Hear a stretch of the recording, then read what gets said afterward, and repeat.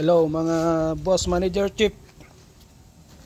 So ito yung inassemble ko na subwoofer box, inspired by RCF.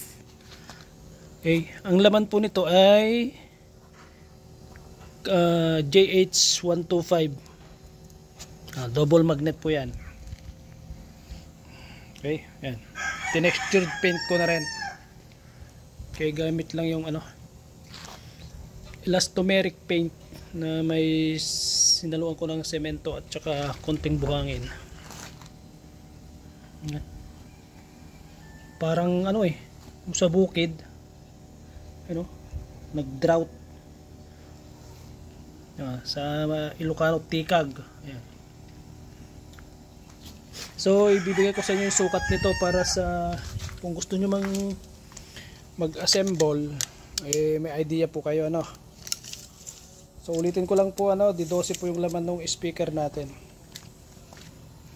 Okay, so ito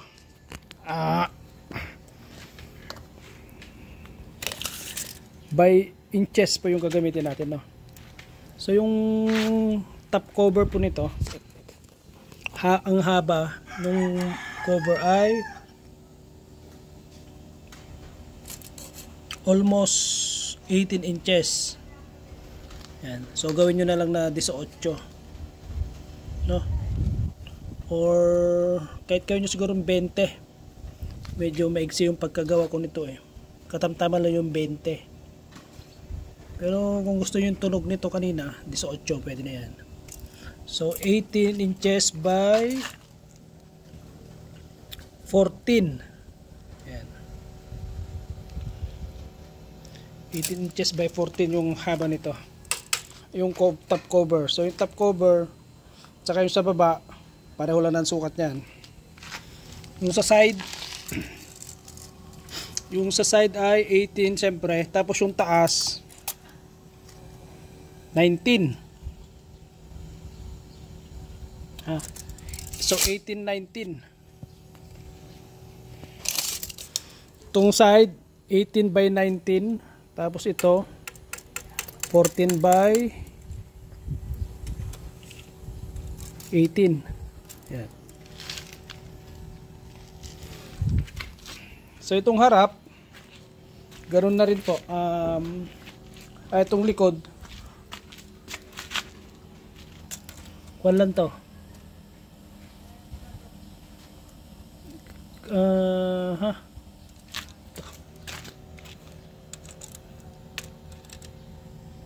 Yan, 13.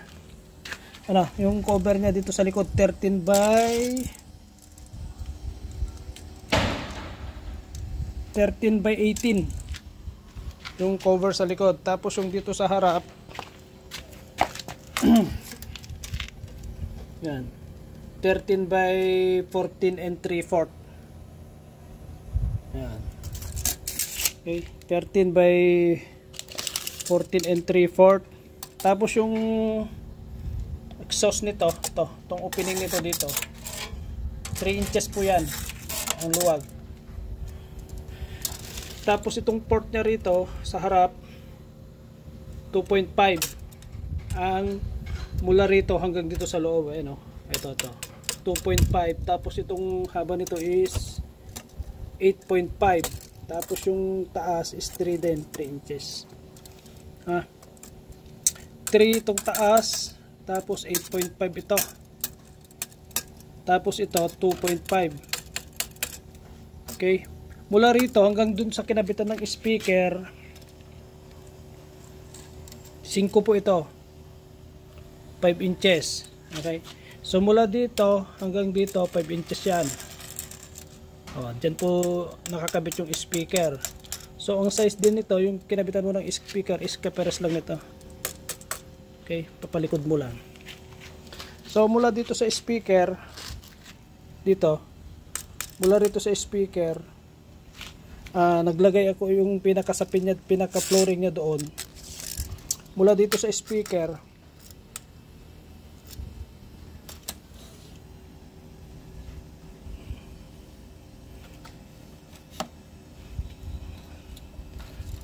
3 din yung kanya dito, yung opening niya dito 3, dito 3. Kung ano yung luwag dito, ganun din dito. Okay, tapos yung pinaka flooring niya, ito yung flooring niya dito, hanggang dito yan, 14 inches. Tapos hindi ko na nilagyan ng pagganon, yung L-ported style, yung letter L na ganon, hindi na, diretso lang yon.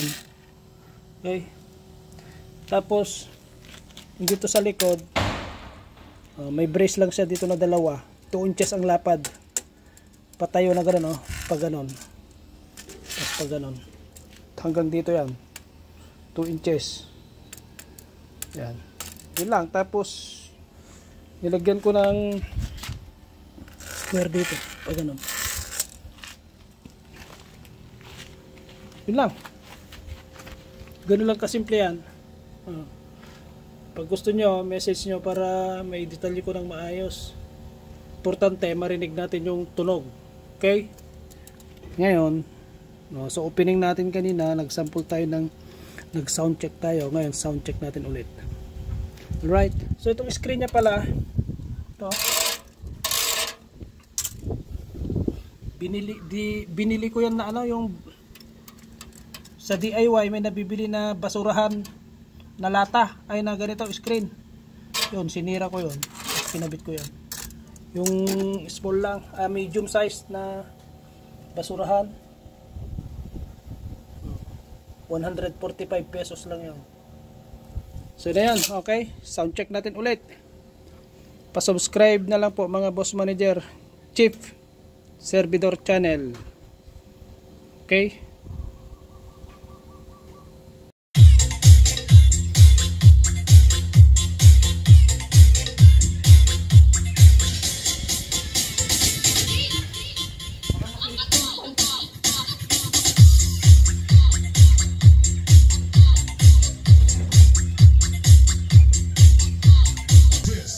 DJ Lons Pajarillo Remix Obantike.